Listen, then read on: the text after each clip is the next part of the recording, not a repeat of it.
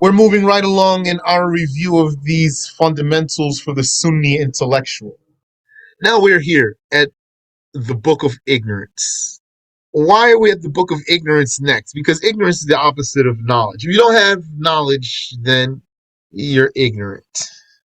Ignorance is the lack of knowledge. So the author says here, ignorance is of two types. The Arabic word, as you know, is jahl, and also you could say jahala. The first is mere ignorance, the sheer lack of knowledge.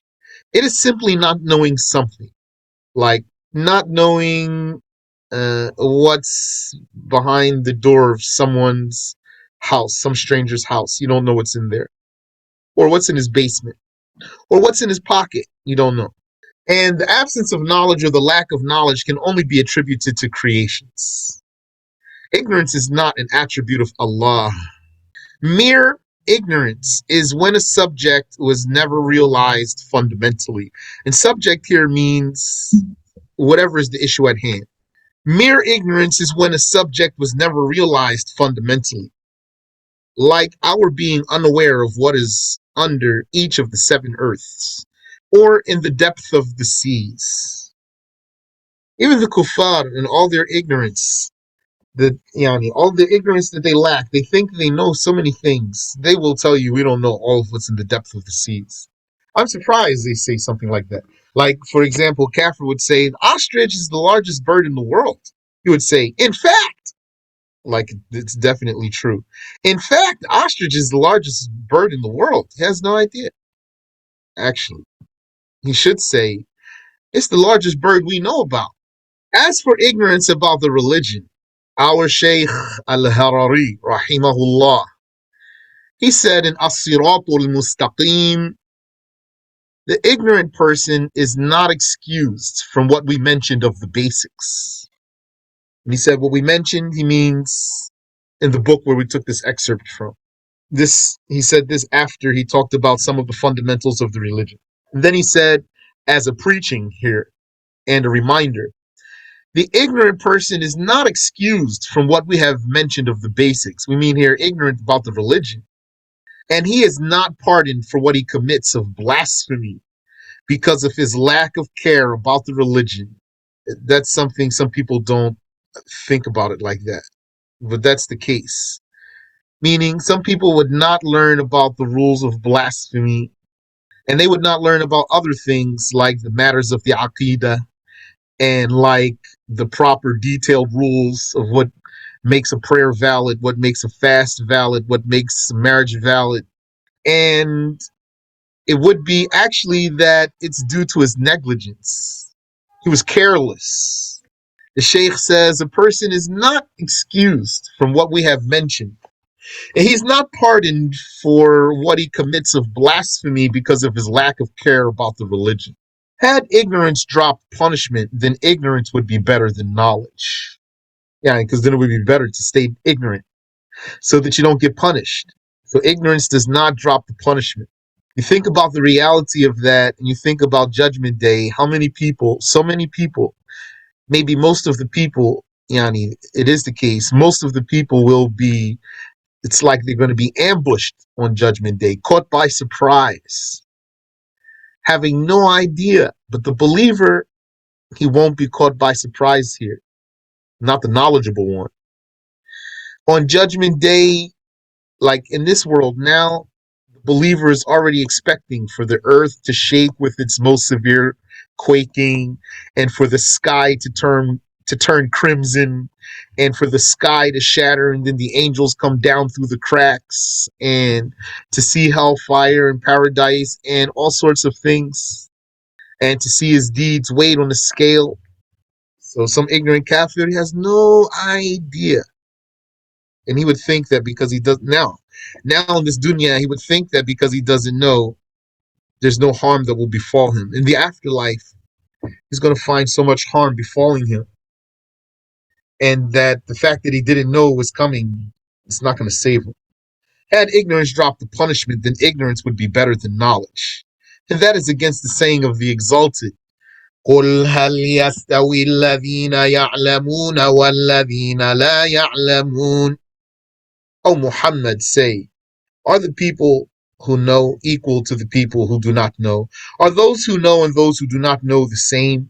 It means they are not the same. They are not equal. However, anyone newly acquainted with Islam, he just became Muslim, so he's very ignorant about many things. Or similar to that, he's not a new Muslim, but he's ignorant like one because he never had a teacher, or he grew up far away somewhere, or he was an incarcerated person, had no way to get to teachers, so he's ignorant like a new Muslim. Anyone who's like this, he does not blaspheme for denying the obligation of the prayer or the prohibition of wine or the like, if he never heard that this is the religion of Islam. So that's the introduction to the Book of Ignorance. The following cases of speculation, doubt, and skepticism are not knowledge because of an amount of ignorance involved in them. Even when you're dealing with speculation, which means you think you're right, and you might really be right, but for yourself, you have to acknowledge your room for error. That means there's ignorance on your part. You're not being 100% correct eludes you. So you are ignorant to a degree, even though you might really be right. And doubt means you're not sure one way or the other. So then you're ignorant. And skepticism means that you don't think that the issue is right or that the issue is true, but it could be. You don't think it's true, but it could be. And maybe it's not. You don't think it is, and maybe it's not, but it could be. So you are ignorant. So that's why we are here in the Book of Ignorance. That's why all these cases will be presented here in the Book of Ignorance. And the first thing we're going to start with is the one that's closest to knowledge, which is speculation. Or you could use some other words like supposition. It is possible to use some of these words in a way that we really don't mean them, even possibly in a negative way. It's possible. But we want to use these words like some jargon for our purposes here. Because you might say to something, you might say to someone, you don't have anything but a speculation. And you mean, you're so wrong, for example.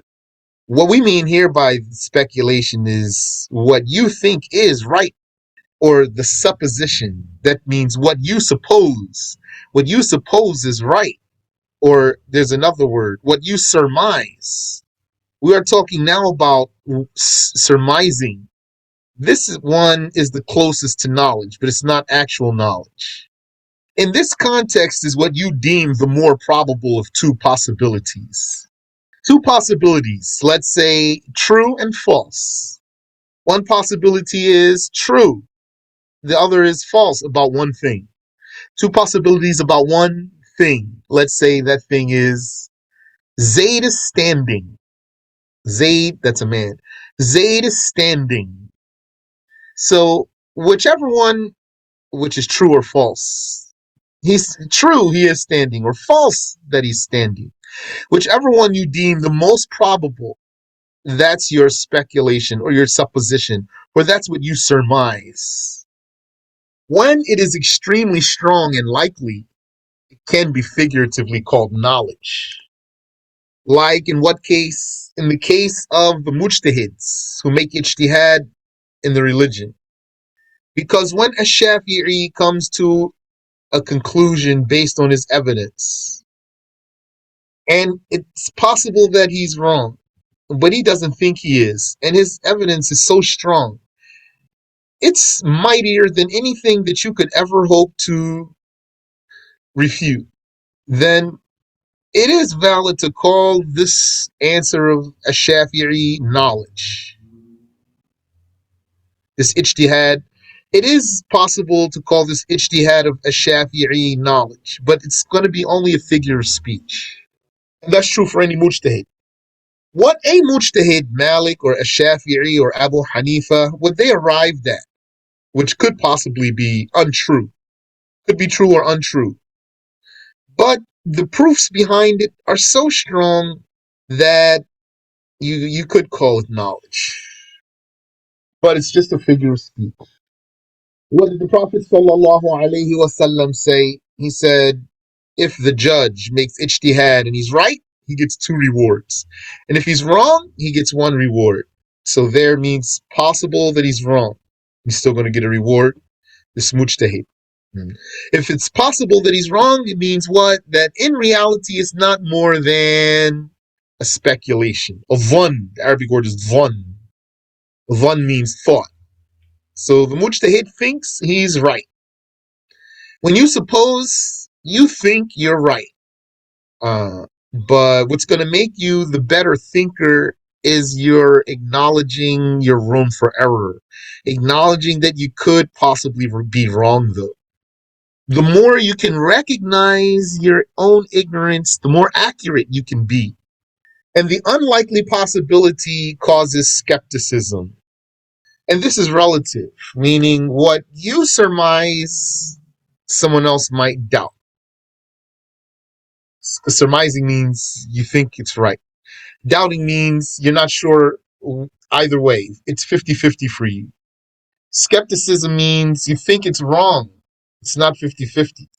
The possibility of truthfulness is below 50 for you. That's all relative. One person might be a skeptic about issue A, while you might suppose about issue A, and someone else might know about issue A, and someone else might be doubtful about issue A, and someone else might be ignorant with the meaning of zero knowledge. In this realm of speculation and supposition, what's not definitely true, what's not yaqini, in this realm the scholars have mentioned a precious rule. إذا ثبت الاحتمال سقط القطع في الاستدلال. When another possible answer is confirmed, the certainty of the evidence is dropped. I'll explain this rule for you. Here's the wording of this rule if you want to memorize it. And also I heard it another way.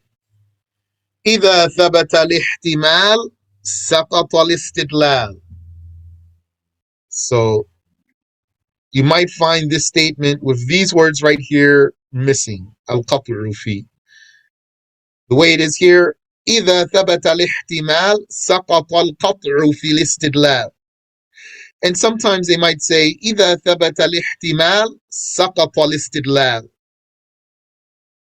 This way, this shorter way sounds nicer, I think. Sweeter on the tongue. إذا ثبت الاحتمال سقط الاستدلال. If another possible answer is confirmed, then the evidence is dropped, or the inference is dropped, or the argument is dropped.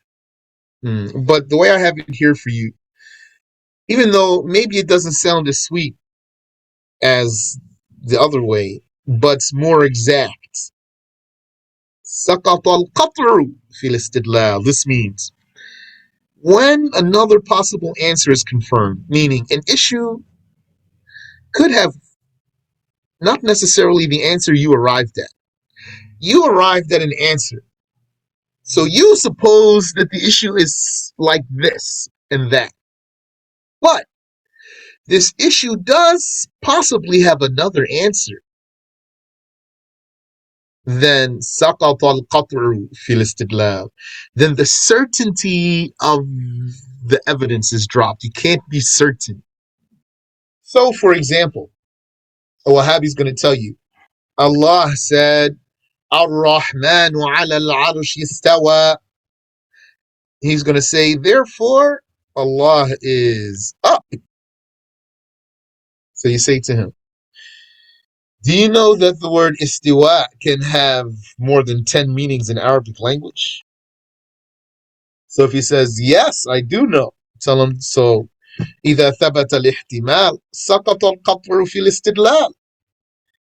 When another possible answer is confirmed, yani when there is possibly another answer, you can't be certain that the answer you arrived at is the answer. So if you have any question about that, feel free to ask, please. Know, O intelligent Muslim, that ijtihad is only performed in the absence of definitive evidence. Why are we talking about ijtihad here? Because we're talking about speculation. Why are we talking about speculation here? Because we just finished talking about knowledge, all about knowledge. Now the closest thing to knowledge that's not real knowledge is one, supposing, based on all your clues. Based on all your clues, you suppose that an issue is like this and like that, although there is room for error on your part. So that's why we're now talking about speculation, which involves ignorance.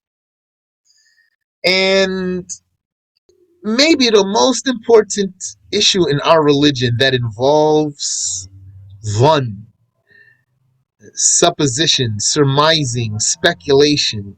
Maybe the most important issue in our religion that has this is ijtihad. So that's why we're talking about it now.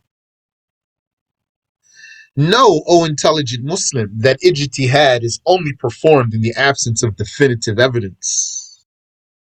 Definitive evidence, which is dalil qat'i, not dalil dhanni.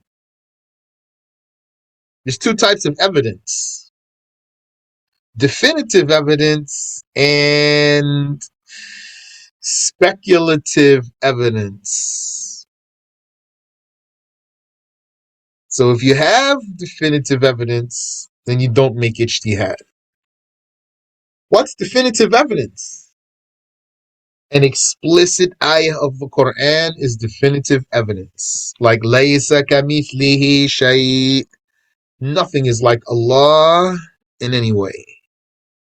This ayah is definitive evidence. Or like an explicit mutawatir hadith. Explicit mutawatir hadith. Not just explicit hadith. Someone might say, how is explicit hadith is not definitive evidence? Or even let's back up. Someone might say, the hadith is definitive evidence. You might say, no, hadith, just like that, only. You're just going to say hadith only. It's not definitive evidence. Even someone might say, let's back up more. Someone might say, an ayah from the Quran. An ayah from the Quran is definitive evidence. So you say to him, not exactly. He's going to say, what? How are you going to say an ayah from the Quran is not definitive evidence? Because an ayah from the Quran could be open to interpretation.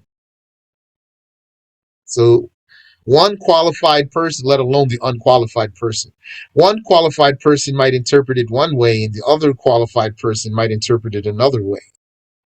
So that's why it's not a definitive evidence, just only because it's an ayah from the Quran, not definitive. It is evidence, but not necessarily qat'i. So the person might say, well, when would an ayah from the Quran be definitive evidence? The answer is when it's explicit.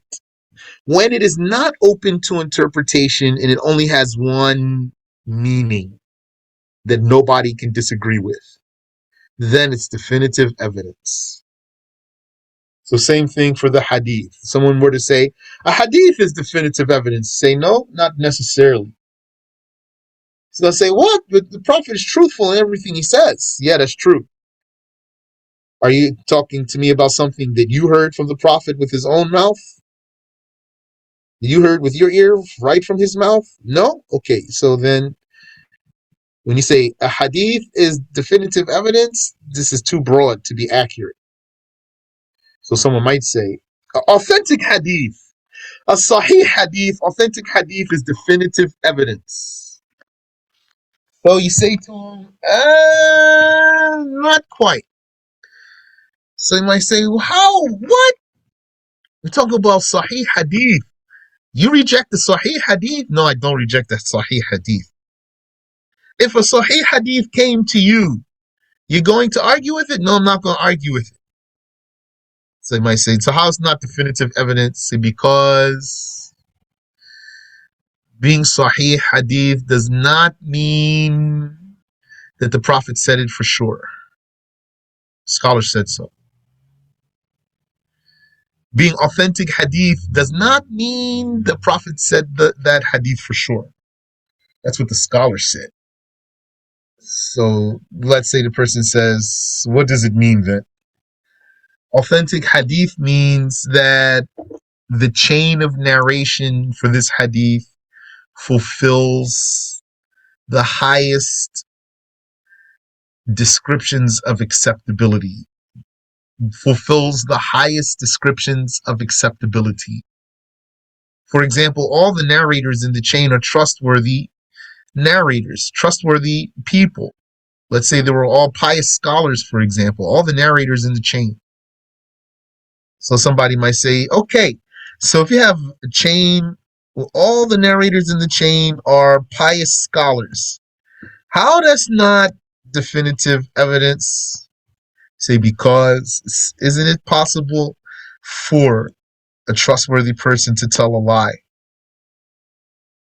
So he has to say, yes, it is possible. Say, okay. And also, isn't it possible for an accurate person to make a mistake? So he has to say, yeah, it is possible for an accurate person to make mistakes. Says, therefore, just because everyone in the chain of narration is a trustworthy scholar does not mean 100% for sure that the Prophet ﷺ said this hadith, because it's possible that an honest person could tell a lie. It is possible that an accurate person could make a mistake. So if he says, so then what's the point of it being Sahih hadith? The answer is that it's likely that the Prophet said this hadith. We suppose, we surmise that the Prophet said this hadith because of all the indications that point to that. We're not going to think he didn't say this hadith. We're not going to think he didn't say it because there's too much indication that he did. We're just saying it's not dalil qat'i, definitive evidence. Just for the fact that an honest person could tell a lie is possible. Just for the fact that an accurate person could make a mistake. So maybe someone would say, all right, so then if it's sahih and explicit, is it definitive evidence? The answer is still not yet. Because, for what I already told you, because the honest person could possibly tell a lie and the accurate person could possibly make a mistake. So someone might say, then what? What's going to make this hadith definitive evidence? The answer is if it's mutawatir. Mutawatir and explicit. Mutawatir and explicit. Then that's a dalil qat'i, definitive evidence. So an explicit ayah from the Quran is definitive evidence, dalil qat'i. An explicit mutawatir hadith is dalil qat'i, definitive evidence. Also, a definitive intellectual argument is definitive evidence. And know, O intelligent Muslim, that ijtihad is only performed in the absence of definitive evidence. You don't make ijtihad when you have definitive evidence that gives you the answer you're looking for. You make ijtihad to get to an answer.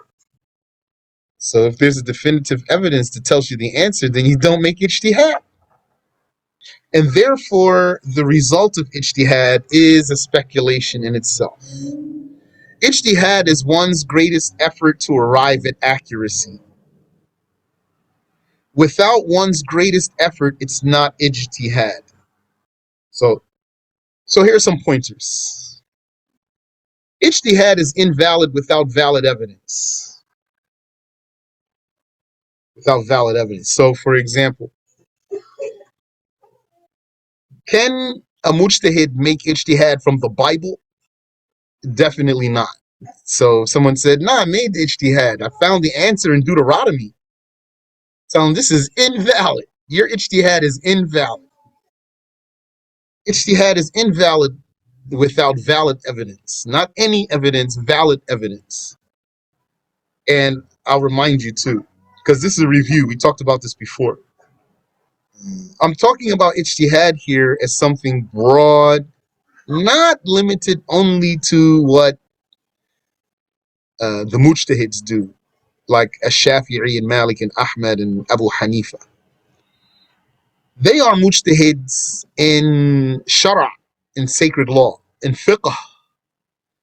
But sometimes a person could be could be a mujtahid in something, like you might be a mujtahid in determining your qibla, so you're a mujtahid. Or you might be a mujtahid trying to determine which of two containers is contaminated with najasa.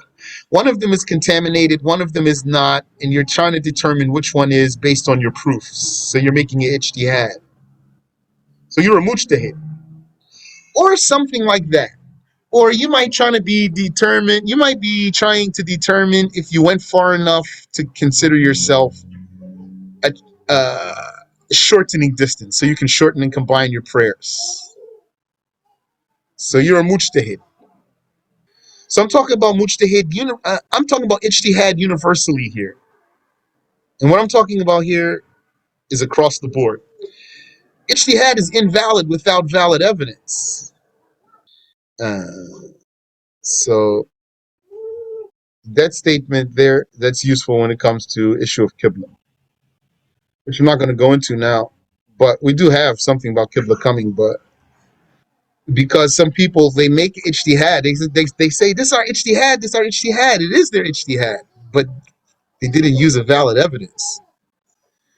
If you told them, but how you got to this answer, you got to this answer this way. This is what you used to get to this answer of yours. This thing you used to get to this answer, it's not valid evidence for the Qibla. So they might say, what you mean it's not valid evidence? Because they don't know. But it wouldn't be valid evidence. So then their result is invalid. Even if they actually wound up hitting the Kaaba. Right. If they actually wound up facing the Kaaba, their result is invalid because their process was invalid. That's proper rule. And ijtihad is invalid in the face of definitive evidence. You cannot defy the definitive evidence because of ijtihad that you have or anyone else has. If a Shafi'i or Abu Hanifa or Malik or Ahmed says something that's actually against evidence, then you don't take what they say, you take the evidence. That's why the saying of the scholars who said, if you don't pray, you're a kafir, this saying is disregarded because it's against the evidence. Some people don't learn about this case very well, though. They learn about what some scholars said. Some scholars said this, some scholars said that, some scholars said this, some scholars said that. We can take from the scholars. We can take from the mujtahids. But some of those cases, they don't know. Yeah, they did say this, but in this case, you can't take it. Don't take it. Have mercy on yourself. Don't take it because Abu Hanifa said it in this case. Don't take it because Fulan said it in this particular case here. There's nothing against Abu Hanifa, but in this case, it's against the evidence. Don't take it. Like the case I just told you. Because there's the hadith that the Prophet ﷺ said that a person who didn't pray, Allah might forgive him. So if Allah might forgive him, it means he's a Muslim. So then that debunks the saying of the scholars who use the hadith to say if a person doesn't pray, he's a kafir. Or some other sayings. Also know that a new ijtihad does not invalidate an old one. So if you make ijtihad for your qibla, which means since you're making ijtihad, that means you don't have definitive evidence. What would be definitive evidence for you in the issue of qibla? Like seeing the Kaaba with your eyes. That's definitive evidence. If you see the Kaaba with your eyes, you can't make any ijtihad. You got definitive evidence. So what if you were far away from the Kaaba? You couldn't see the Kaaba. And so you had to make ijtihad to determine which way you're going to pray. So that means now you lack definitive evidence. So you are in the position to make ijtihad because you're lacking definitive evidence. So you make your ijtihad and you come to a conclusion. You face the direction and pray. Okay. Now, what if you came back to that spot another time, made another ijtihad, and came up to a different direction? Do you have to make up the prayer from the last time since it wasn't the same direction? Since you got a new ijtihad? The answer is no, because a new ijtihad does not invalidate an old one. Why? Why not? Because it's also a speculation, and a speculation does not invalidate a speculation. The second time you came and made ijtihad to face that way, you still couldn't see the Kaaba. So yeah, you do believe you're more accurate this time, but does not mean that your first time is invalid. When would that old ijtihad become invalid? When you have certainty. Certainty invalidates the speculation. Certainty, which is tantamount to knowledge here, real knowledge. Knowledge means what? Realizing something as it is. When you have certainty, then your ijtihad is invalidated. So if you came to that spot and then somehow you had knowledge that the way you're facing now is right and the way you faced before was definitely wrong, not maybe wrong, not you surmise it's wrong, it is for sure in your knowledge, 100% knowledge, your ilm yaqini wrong, then you're going to make up that prayer. And a mujtahid cannot follow a mujtahid, because when a mujtahid arrives at an answer and another mujtahid arrives at a different answer, that means each one is confident that he's right, and each one is confident that the other is wrong. So you cannot follow the other one when you're confident that he's wrong. And if you're not confident that he's wrong, it means that your ijtihad is incomplete. It's not a matter of like fitna and breaking the Muslims up or something like that. This is proper rules. So, for example, I'm using the Qibla again as an example since we're not legal mujtahids, even though we have a section on Qibla that's coming. For example, one Muslim, he made some kind of ijtihad and he faced away. And another one, he made his ijtihad and he faced another way. So then someone told them, you guys can't pray together, don't you know? Y'all can't pray together because y'all have two different ijtihads. So maybe one of them would say, no, it's okay, bro. Why are you being like that? Yani, it's just, uh, it says ijtihad and some wishy-washy talk he might say. So if this person who made his determination and then he still was not confident that what he arrived at was right, and confident that with the other opposing answer that the other one had, he's not confident that it's wrong, then his ijtihad isn't done. Ijtihad literally means great effort. Al-juhd. Picking up a piece of paper or a pencil is not ijtihad because it's very easy. So a mujtahid cannot follow a mujtahid. You have any question? In this case, you stick to your guns. Someone's going to say to you, why are you not following them? You say, because my ijtihad for the Qibla came out like this. So they're going to say, what? But it's okay, brother. It's not that serious. Yes, it is that serious. What are you, one of those people? What are you talking about? The rule is that a mujtahid cannot follow a mujtahid. He's still my brother. I still love him, but I'm confident he's wrong. I'm following the rules here. And he should be, if he's going to follow, if he's following the right rules, he should be confident that I'm wrong. And then after I pray my prayer, he prays his prayer, we're still going to hug and shake hands, and we're going to keep going forward. You're the one, you need to learn. Yes, go ahead. Question. Oh, let me allow you to unmute yourself if you want to use the mic. Go ahead. Uh, Going back to earlier when talking about a definitive evidence, Yeah. uh, a dalil qat'i, and in reference to an ayat out of the Quran or mutawatir hadith. What about um like something that's muhkamat or mustashabihat? So muhkam ayah is explicit ayah. So Okay. explicit ayah from the Quran is going to be dalil qat'i. Mutashabih ayah is susceptible to more than one meaning, means it's open for interpretation. So it's not going to be a dalil qat'i when it can be interpreted in different ways. So, for example, uh, even istiwa, like, okay, we're not going to say as Ahlul Sunnah, we're not going to say it means Allah is in a place or a direction. So, what does it mean to us? What we learned is that the likely tafsir for istiwa is qahr, dominance. But it could mean possibly hifz, preservation. So does it mean dominance or does it mean preservation? We don't have definitive evidence here. This ayah is not a definitive evidence that it means this one or this one, because it could mean either one.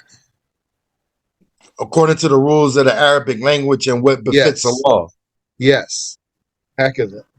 So that's why you could say istiwa, Allah knows what it means, and then you just stop. Or you could say istiwa, you are allowed to say istiwa means qahr, dominance. But even if you do say that statement, you believe in your heart that it's still open to interpretation and that the answer you gave is disputable. If you were to say, if somebody said to you, istiwa, what does it mean? Let's say you said, I'm gonna keep it easy with this guy. It means qahr, dominance. Even if you answered him like that, still within yourself, you know that's disputable. And then if that Wahhabi or person, if that person says to you, but I saw this citation and this citation, some Fulan said this and Sheikh Fulan, Imam Fulan said that, then you'd say, yeah, that's true. The answer I gave you is not definitive. Is that clear? Nah. So now we want to talk about, insha'Allah ta'ala, ijtihad, legal ijtihad. What we're going to call legal ijtihad. So this is in reference to what Abu Hanifa and Ash-Shafi'i and them do. If the issue that lacks indisputable evidence is a question about the lawful or unlawful, so why we started this way? An issue lacks indisputable evidence? Yeah, because we wouldn't be making ijtihad if there were indisputable evidence.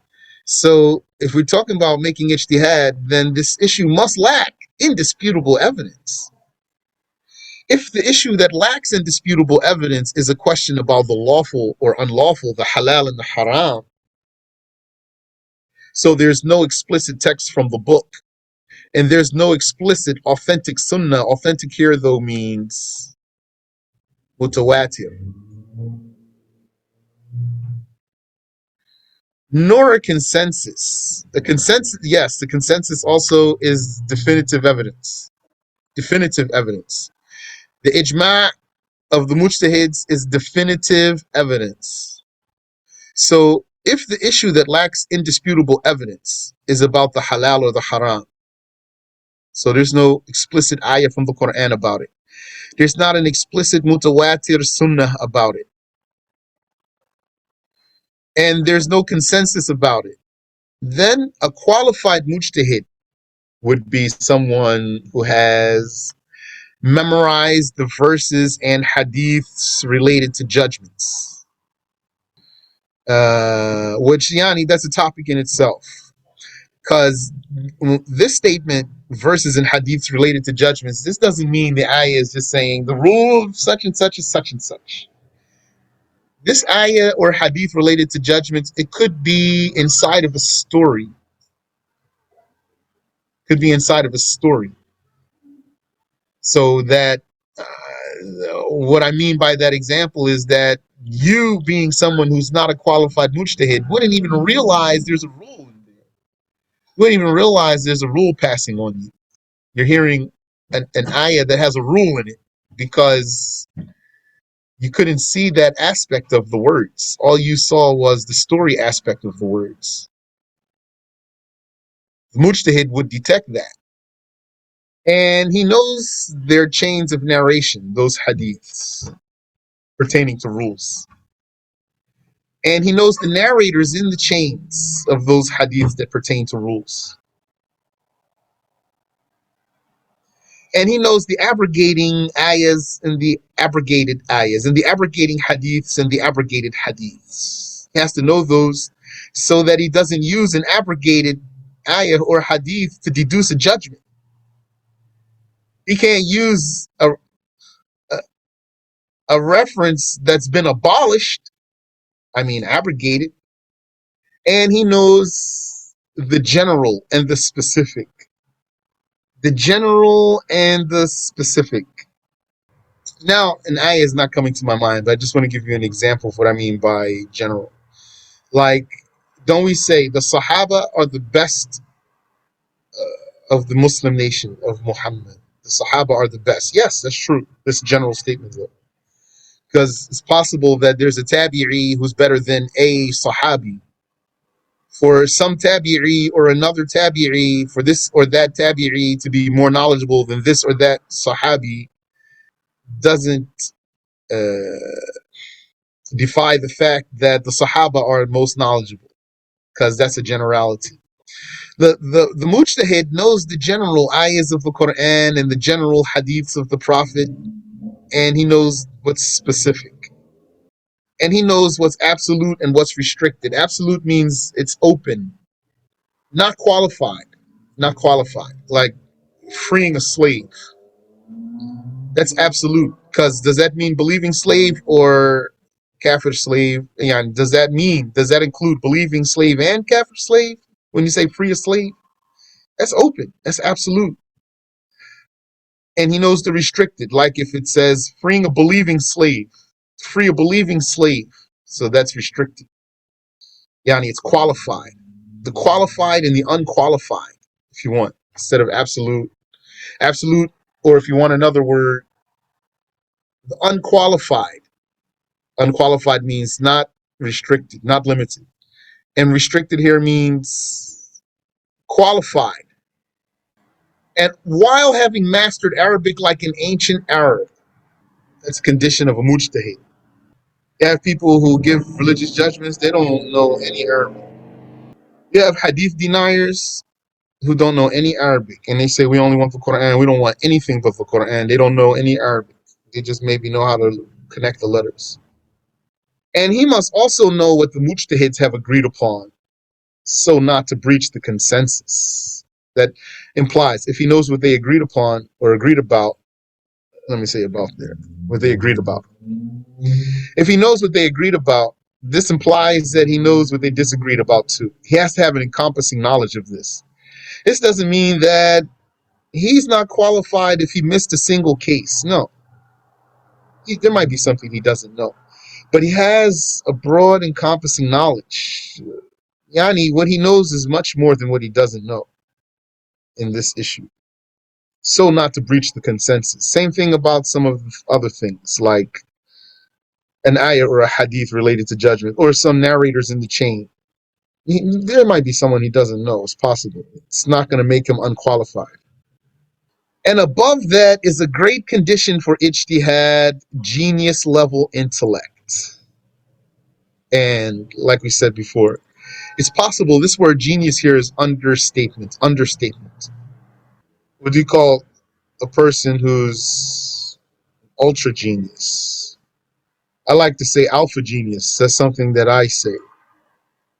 But maybe there's a word for that. Because like I mentioned for you, if you take those Muslim scholars, like An-Nawawi, for example, traditionally, An-Nawawi's level of scholarship is the lowest level, if you didn't know. Traditionally. Now, there came in our time a level lower than that, which is called the naqala. The naqala are the conveyors. They just convey only. If you want to consider this level a scholar, then This level can teach you the whole madhab of any madhab. That's the lowest level.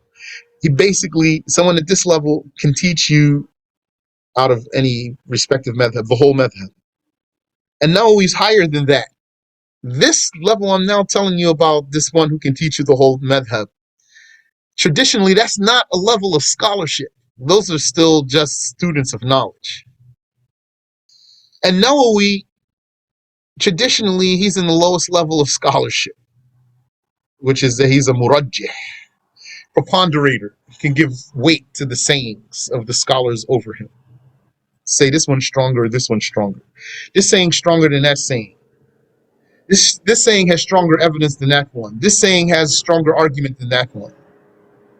This one and Nawawi, I'm very confident that he would be considered a genius, especially in Kafir standards. Kafir IQ tests and whatnot, what they would call a genius.